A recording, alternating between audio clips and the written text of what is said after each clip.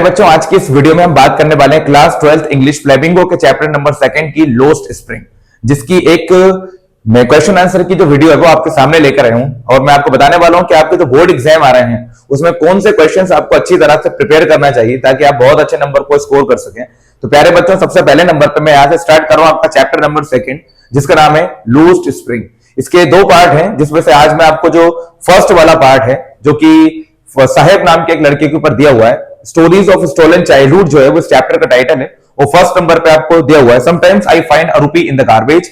यह स्टोरी दी हुई है साहेब नाम के लड़के की। मैं आपको कुछ 5 से लेकर 6 इंपॉर्टेंट क्वेश्चन बताने वाला हूं जो कि आपके एग्जाम में 100% बनने वाले हैं। अगर आप किसी भी स्टेट बोर्ड से बिलोंग करते हैं तो मैं आपको यही सजेस्ट करूंगा कि आप इस वीडियो को जरूर देखें और इन 6-7 क्वेश्चन जो मैं आपको आज डिस्क्राइब करने वाला हूं साहेब स्टोरी के ऊपर, उससे आपके क्वेश्चन अच्छी तरह से प्रिपेयर भी हो जाएंगे और आप बहुत अच्छे मार्क्स भी लेकर आ पाएंगे। तो प्यारे बच्चों, आप इस वीडियो को लाइक कीजिए और चैनल को आप सब्सक्राइब जरूर कीजिएगा। और मैं उन सभी ऑडियंस को बहुत ज्यादा थैंक यू कहना चाहता हूं जिन्होंने हमारा सपोर्ट किया और इतने सारे सब्सक्राइबर्स हमको दिए हुए हैं, और मैं उम्मीद करता हूं कि हम और भी बहुत अच्छा करेंगे और मैं आपको एक अच्छे तरह से हर एक चीज प्रोवाइड कर पाऊंगा। एक और बात मैं आपको बता देता हूं, अगर आपको हमारे नोट्स चाहिए या 100 क्वेश्चंस जो मैंने प्रिपेयर करे एग्जाम के लिए वो चाहिए तो आप हमारे टेलीग्राम चैनल को भी ज्वाइन कर सकते हैं। इसकी लिंक आपको इस वीडियो के डिस्क्रिप्शन में मिल जाने वाली है। और सेकंड इंपॉर्टेंट बात, अगर आप टेलीग्राम नहीं भी चलाते हैं तो आप हमारे व्हाट्सएप नंबर से हमें व्हाट्सएप पे मैसेज कर सकते हैं। व्हाट्सएप की जो लिंक है या मोबाइल नंबर है जो आपको डिस्क्रिप्शन में दिखाई दे रहा है, ठीक है। तो प्यारे बच्चे, इस वीडियो को लाइक जरूर कीजिएगा और चैप्टर को आप बिल्कुल अच्छी तरह से सुनिएगा।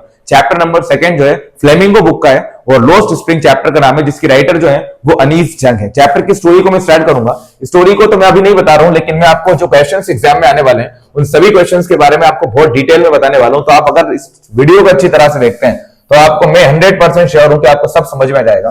तो प्यारे बच्चों, सबसे पहले नंबर पे आपको बता देता हूं, तो चैप्टर नंबर आपका जो है वो 2 है और चैप्टर का नाम है आपका लोस्ट स्प्रिंग और राइटर का नेम आप याद रखेंगे अनीस जंग जो है वो इसके राइटर है। अच्छी बात यह है कि इस चैप्टर से आपको एक एक्सट्रैक्ट भी एग्जाम में पूछा जाता है, 5 नंबर का एक्सट्रैक्ट आता है। तो आपसे बहुत सारे मल्टीपल चीजें आपसे पूछ ली जाती हैं, तो आप बहुत सारी चीजों को आप याद भी रखेंगे। फिलहाल के लिए एज ऑफ नाउ डिस्कशन करने वाले उन क्वेश्चन आंसर का जो एग्जाम में आपसे ज्यादातर पूछे जा सकते हैं। तो प्यारे बच्चों, सबसे पहले मैं आपको साहेब की जो स्टोरी है उसके कुछ क्वेश्चंस बताऊंगा। सारे क्वेश्चंस तो मैं नहीं कर सकता, लेकिन जो क्वेश्चन आपके एग्जाम के लेवल से बहुत ज्यादा जरूरी है उसे आप जरूर देखिएगा। तो पहला क्वेश्चन हम स्टार्ट करते हैं। यहाँ पे सबसे पहले आपसे पूछा है कि what is Saheb looking for in the garbage dumps, where is he and where has he come from. प्यारे बच्चों, ये 2022 और 2024 के एग्जाम में ऑलरेडी पूछा जा चुका है एमपी बोर्ड में, और आप स्टेट बोर्ड से बिलोंग करते हैं तो भी आप किसी भी स्टेट से बिलोंग करते हैं तो आप इस वीडियो को देखते रहें। ये क्वेश्चन सभी के लिए जरूरी है, एनसीईआरटी सभी जगह पर चल रही है, ठीक है। तो पहला क्वेश्चन में आपसे पूछा है what is Saheb looking for in the garbage dumps. Saheb जो है वो गार्बेज डंप्स मतलब कि जो कचरे का ढेर होता है उससे क्या चीज को लुकिंग फॉर कर रहा है। लुकिंग फॉर मतलब कि ढूंढ रहा है। एक और चीज पूछिए, वेयर इज ही मतलब कि वो कहां पर है, and where has he come from मतलब कि वो कहां से आया है। फिर से रिपीट करता हूं मैं question, what is Saheb looking for in the garbage dumps, where is he and where has he come from. Saheb जो है वो कचरे के ढेर में से किस चीज को ढूंढ रहा है और वो कहां पर है और वो कहां से आया हुआ है। तो हमने आंसर में लिखा हुआ है, देखो आंसर यहीं से स्टार्ट करेंगे हम, ठीक है ना। साहेब इज लुकिंग फॉर गोल्ड और रुपी इन द गार्बेज डंप्स। तो प्यारे बच्चों, आप याद रखिएगा, जो साहेब नाम का लड़का है वो कचरे के ढेर के अंदर से, गार्बेज डंप्स के अंदर से रुपीस को और गोल्ड को क्या कर रहा है, ढूंढ रहा है। तो हम आंसर लिखेंगे Saheb is looking for gold और रुपी in the garbage dumps. Saheb जो है वो कचरे के ढेर में से रुपी और गोल्ड को ढूंढ रहा है। He is in the neighbourhood of the writer, और ये राइटर मतलब कि अनीस जंग के पड़ोसी में रहता है, पड़ोस भी, ठीक है ना। His family has come from Dhaka Bangladesh. Saheb का जो परिवार है वो कहां से आया है, तो आप याद रखिएगा his family has come from Dhaka Bangladesh. इसका जो परिवार है ना वो ढाका बांग्लादेश से आया हुआ है, और वो भी कब, 1971 में। And now lives in Seemapuri, और ये अभी कौन से इलाके में रहते हैं, तो याद रखिएगा ये सीमापुरी नाम के इलाके में रहते हैं। फिर से रिपीट करूंगा मैं आंसर आपको, Saheb is looking for gold and rupee in the garbage dump. Saheb जो है वो अभी गार्बेज डंप्स के अंदर से गोल्ड को और रुपी को ढूंढ रहा है। He is in the neighbourhood of the writer, और ये राइटर के अभी पड़ोस में है।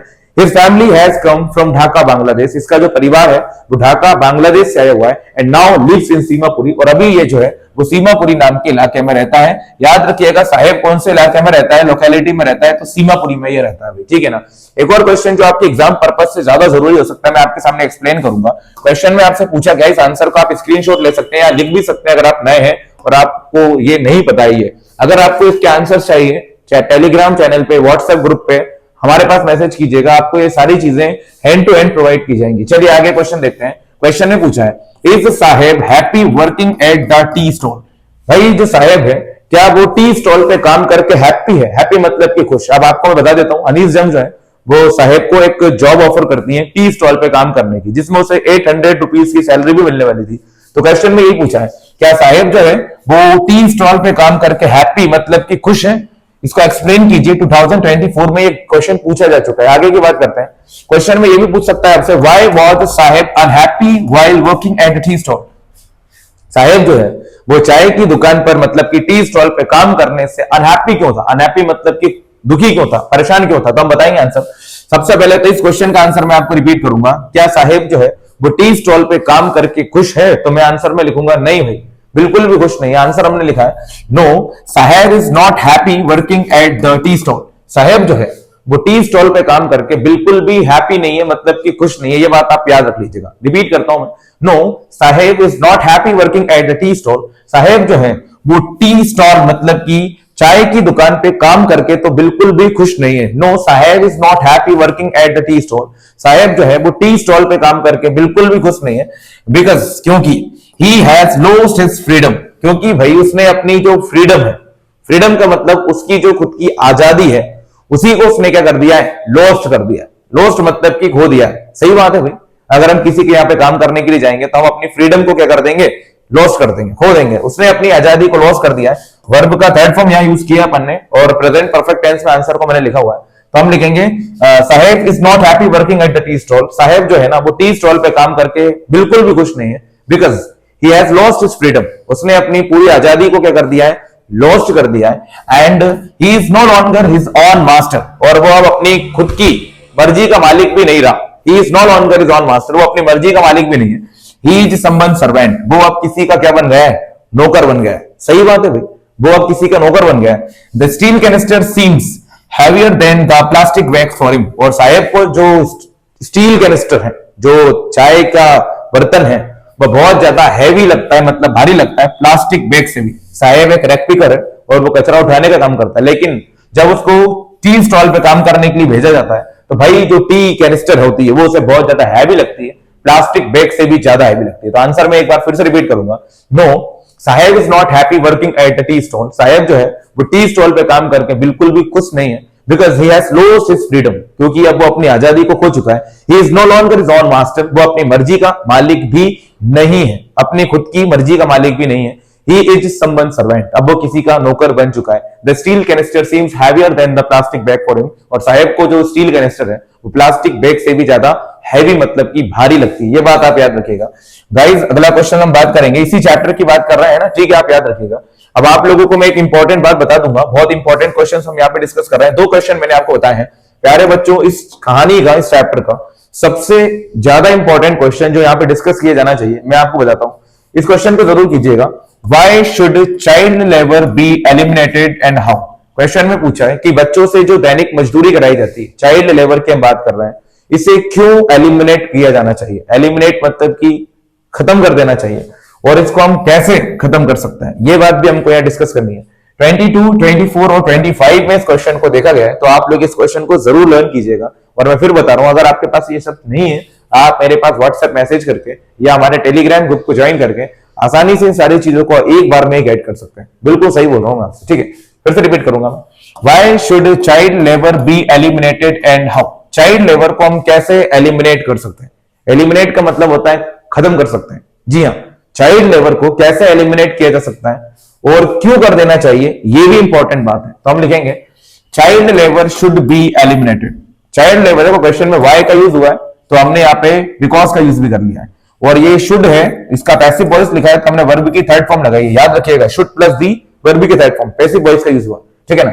Child labour should be eliminated, child labour को पूरी तरह से खत्म कर देना चाहिए, बिकॉज क्योंकि इट इज अ कर्ज फॉर चिल्ड्रंस चाइल्डहुड, क्योंकि ये बच्चों के चाइल्डहुड के लिए एक प्रकार से कर्ज है। कर्ज का मतलब होता है एक अभिशाप है। और जो चाइल्डहुड होता है ना, childhood is the period of mental and physical development of the children.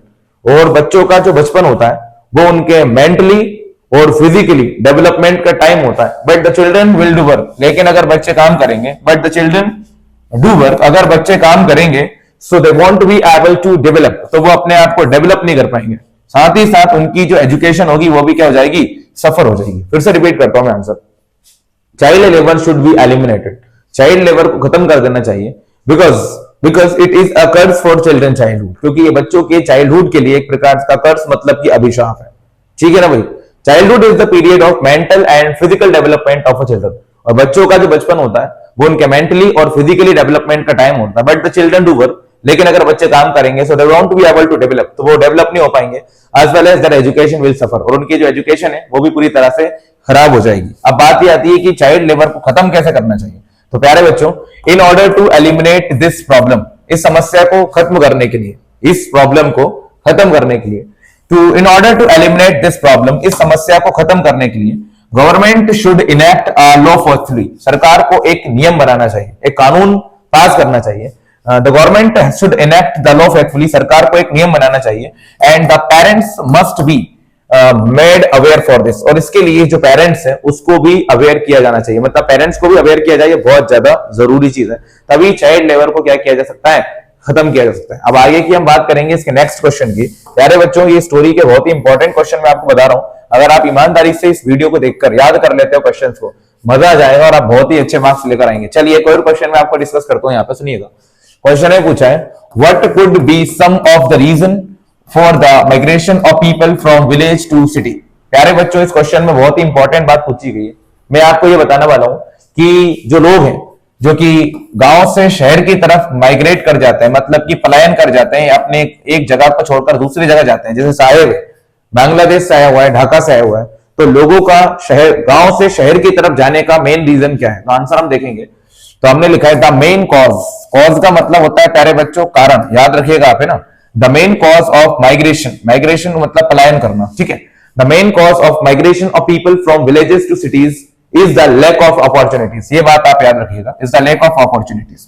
लोगों का गांव से शहर की तरफ जाने का जो मेन रीजन है, the main cause of migration of the people from villages to cities is the lack of opportunities. लोगों का गांव से शहर की तरफ जाने का मेन कारण है उनके पास जो अपॉर्चुनिटीज है उसके अंदर कमी है। इफ पीपल फाइंड, अगर लोग जो है, ठीक है ना, if people find no employments in their village, अगर लोगों को अपने ही गांव में काम नहीं मिलेगा, सो दे कम इन द सिटी, तो वो कहां पे आ जाएंगे, शहरों में आ जाएंगे, so that they could find work, ताकि उनको आसानी से क्या मिल सके, काम मिल सके। कुल मिलाकर ओवरऑल बात यही है कि काम की तलाश में ही जो है वो लोग यहां तक आते हैं। फिर से रिपीट करूंगा, आंसर बहुत ही प्यारा है और आपके एग्जाम में जरूर आना है, तो याद कर लीजिएगा आप, ठीक है। मेरे साथ ही अगर इस वीडियो को देख रहे हैं तो यही लर्न कीजिएगा, ठीक है ना। The main cause of migration of the people from villages to cities, लोगों का गांव से शहर की तरफ आने का जो मेन कारण है वो है लैक ऑफ अपॉर्चुनिटीज, उनके पास जो अपॉर्चुनिटीज है उनकी बहुत ज्यादा कमी है। If people find know employment in their village, अगर लोगों को उनके गांव में काम ही नहीं मिल पाएगा, सो दे कम इन सिटी, तो वो शहरों में आएंगे, so that they could find work, ताकि उनको आसानी से क्या मिल सके, काम मिल सके। प्यारे बच्चों, वैसे तो इस चैप्टर के अंदर बहुत सारे क्वेश्चन हो सकते हैं, लेकिन मैं आपको इतना बता दूं, इस चैप्टर से आप ये 4-5 क्वेश्चन जरूर कर लीजिएगा, जिससे आपके एग्जाम में क्वेश्चन बनेगा। अगर आप किसी भी स्टेट बोर्ड से बिलोंग करते हैं तो प्यारे बच्चों आप इस वीडियो को जरूर देखिएगा, और मैं आपसे हार्टली कहता हूं कि भाई आप हमारे चैनल को सब्सक्राइब कर लीजिएगा। ये मेरी गारंटी है कि अब आपको यहाँ पे क्लास 5th से लेकर 12th क्लास तक के हर एक सब्जेक्ट की वीडियोस मिलने वाली हैं, और हम लोग बहुत मेहनत करेंगे, और हमारी जो 2000 सब्सक्राइबर्स की फैमिली है उसको हम 100,000 तक ले जाने की कोशिश करेंगे। हम अपने एफर्ट्स तो पूरे डालेंगे कि हम बहुत अच्छा कर पाए, और इसमें आपका सपोर्ट की जरूरत है। जिस वीडियो को सभी लोगों को शेयर करो और कोशिश करिएगा कि इस ट्रैफिक को और ज्यादा बढ़ाया जाए। Thank you so much for like this video and watching this video.